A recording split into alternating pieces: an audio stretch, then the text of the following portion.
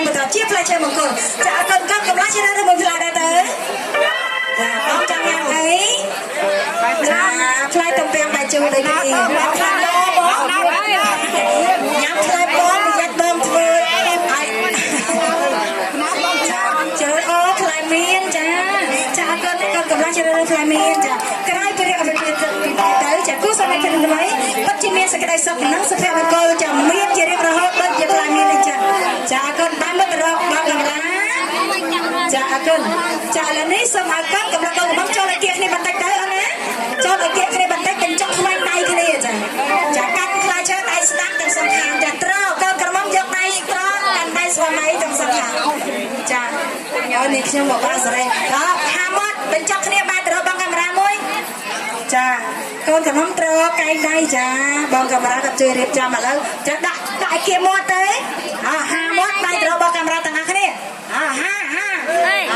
មួយពីរបីសុំសម្លេងហោទាំងអស់គ្នាមកចាឥឡូវនេះខ្ញុំសូមរៀបចំកម្មវិធីបន្តិចសិនចាកូនកំមុំបញ្ជាក់ពីសេចក្តីស្រឡាញ់ជារវាងគ្នានិងគ្នាបន្តិចចាចូលឲ្យគៀកគ្នាបន្តិចទៅចាកូនកំឡោះជាអ្នកបញ្ជាក់មុនចាកូនក្រមុំលើកដៃដាក់លើស្មាស្វាមី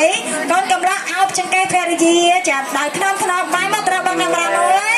ចាអរគុណហើយនេះខ្ញុំក៏សូមជម្រាបជូនដល់កូនកំឡោះផងដែរសេចក្តីស្រឡាញ់ត្រង់ផ្ទាល់ចាសេចក្តីអាណិតត្រង់ថ្ងាសណាចាកូនកំឡោះជាអ្នកបញ្ជាក់មុនក្រោយពីបងកាមេរ៉ាក៏ផ្ដាត់រូបភាពរាល់ហើយចាចាឥឡូវនេះសេចក្តីស្រឡាញ់ត្រង់ផ្ទាល់សេចក្តីអាណិតត្រង់ថ្ងាសកូនកំឡោះជាអ្នកបញ្ជាក់មុនមួយពីរចាសេចក្តីស្រឡាញ់ចាឆ្វេងស្ដាំមកធ្វើអីដែរអត់ធ្វើមកទេអត់សមហើយខាងចាអរគុណចាឥឡូវនេះបងក្រមុំជាអ្នកបញ្ជាក់មុនអូនបោះតាជាប់បញ្ជាក់ថាថ្ងៃនេះបងជារបស់អូនជារហូតបងមិនអាចរត់តាណាបានទេព្រោះអូនបោះត្រាបងជាប់ហើយចាឥឡូវសុំត្រៀមកូនក្រមុំសេចក្តីស្រឡាញ់តាមផ្ទាល់សេចក្តីអាណិតតាមថ្ងាសមួយពីរបីចាស្រឡាញ់ធំធេងណាឆ្វេងស្ដាំថ្ងាសឆ្វេងណាចាចុងក្រោយសូមស្ទីលអត់បងមកគ្នាទៅណាគាត់និយាយចាសូមអរគុណខ្ញុំអត់បានរំជូនទេ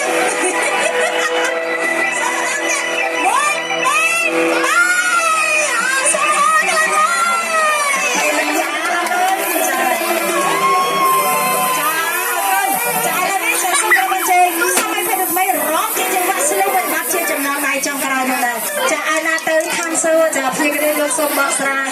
ចាកូនចាកម្មវិធីបញ្ចប់ផ្លែឈើចម្រើនពរជ័យសិរីសួស្តីសម្រាប់គូស្វាមីភេទថ្មីឃើញថាដល់ពេលវេលាដែលត្រូវគោរពលាចារកកំហុសខុសឆ្គងចាដល់ពេលសម្ដីទាំងណាមកសម្រុំនេះខ្ញុំក៏សូមធ្វើអភ័យទោសពីសំណាក់ភ្នាក់ងារផងដែរចាបន្ទាប់ពីចារកជាវ៉ាក់សូមជួយសម្រាប់ខ្លួន